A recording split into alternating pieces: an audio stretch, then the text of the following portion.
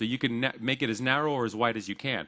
But once I inherit from the behavior, I create my dependency properties. So as you can see, I added one just like the previous one, enabled, and I added another dependency property called update trigger, which is of type update trigger enum. So now I got two properties in this behavior. But notice there's no change handlers.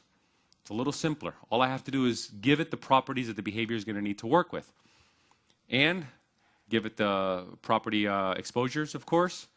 And now I start its initialization in a simple override called unattached.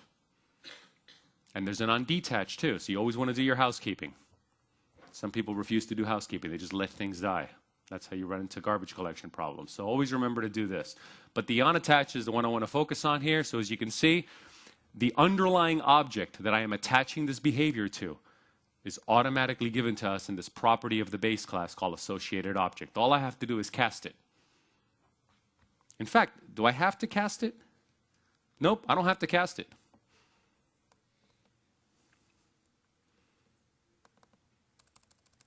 This should work too.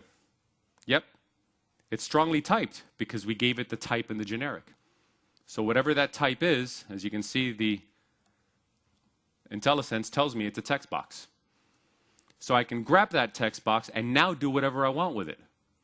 And at this point of the attachment, those properties have been set already. So I have the values of those properties. So all I got to do is put my implementation GUI in here. I'm checking to see if it's enabled, so I can just turn this behavior off and on without having to remove it from the XAML. So I always like to have an enabled property. It's just my own personal quirk. Then I decide, okay, based on the update trigger, what do I want to do? Well, if the update trigger is set to lost focus, I'm going to tap into that text box's lost focus.